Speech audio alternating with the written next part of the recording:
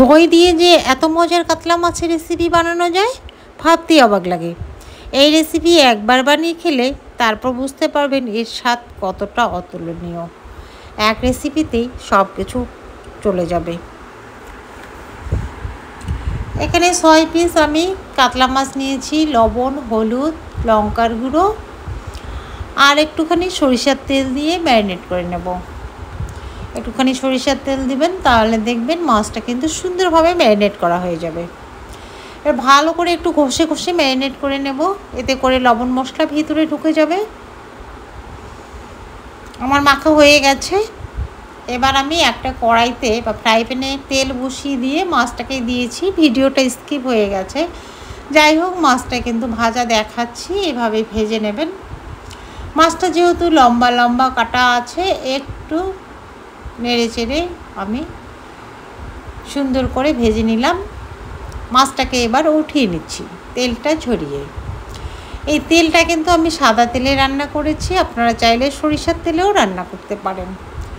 আমি আর এই তেলটা নষ্ট করলাম না, এই তেলে রান্নাটা করে নেব। গোটা গরম মশলা দিয়ে দিলাম, ছোটো এলাচ, লবঙ্গ, দারুচিনি, আর এখানে একটা বড় সাইজের পেঁয়াজ পেস্ট করে রেখেছি সেটা দিয়ে দিলাম।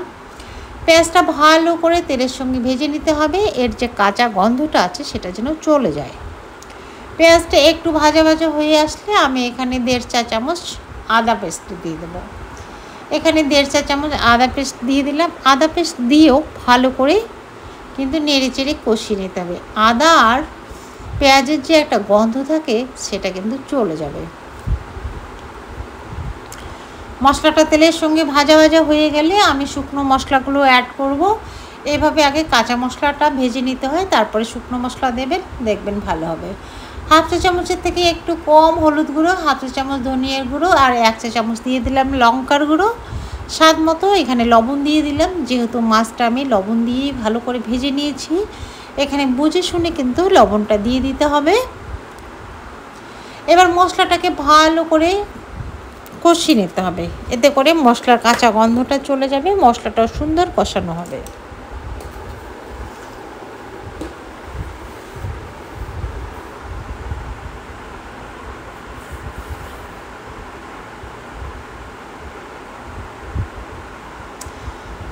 আমি আর একটু জল দিয়ে মশলাটাকে ভালো করে কষাবো, তাহলে মশলাটা কিন্তু সুন্দরভাবে কষানো হয়ে যাবে। আর এইভাবে জল দিয়ে মশলাটাকে কষিয়ে নেবেন, দেখবেন মশলা পারফেক্টভাবে কষানো হবে। মশলা পুড়ে যাওয়ার কোনো ভয় থাকবে না, আর মশলাও সুন্দরভাবে কষানো হয়ে যাবে।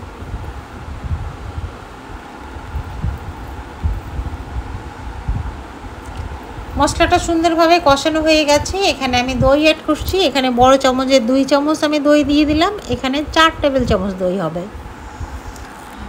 দইটাকে কিন্তু ভালো করে ফেটিয়ে নিয়েছি। দই দেওয়ার পরে গ্যাসের ফ্লেমটা একটু স্লোতে রেখেছি, এতে করে দইটা কেটে যাওয়ার সম্ভাবনা থাকবে না।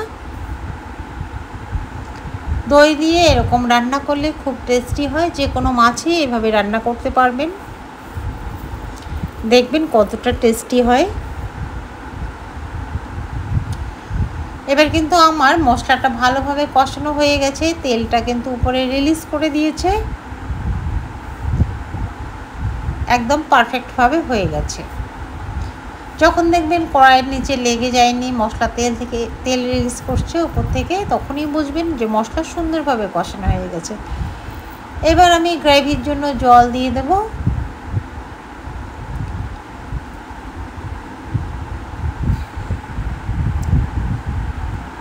এখানে আমি 1 কাপের একটু কম জল দিয়ে দিলাম, যেহেতু এটা একটু মাখামাখাই হবে, ঝোল হবে না, তাই জলটা একটু বুঝে শুনে দেব। যেভাবে রাখতে চান সেভাবেই রাখতে পারবেন, তবে এটা মাখামাখা হলে খুবই টেস্টি হয়। খুব একটা বেশি জল দেবেন না। জলটা ফুটিয়ে আসলে আমি মাছটাকে এখানে ঢেলে দিচ্ছি। জলটা আমার কিন্তু ফুটে এসেছে। এবার একে একেই মাছগুলো দিতে হবে, যেহেতু মাছগুলো অনেকটাই লম্বা আছে, আস্তে আস্তে দিলে তাহলে মাছটা ভাঙবে না। আমি একে একে 5 পিস মাছ দিয়ে দেবো। 6 পিস মাছের একটা আমি রেখে দিয়েছি, আমি 5টাই রান্না করব। একটু নেড়ে চেড়ে উপর থেকে কাঁচা লঙ্কা দিয়ে দিচ্ছি, এটাতে সুন্দর একটা ফ্লেভার আসবে।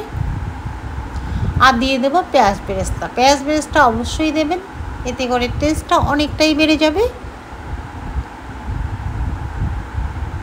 এবার ঢেকে 5 থেকে 6 মিনিট স্লো ফ্লেমে রান্না করতে হবে।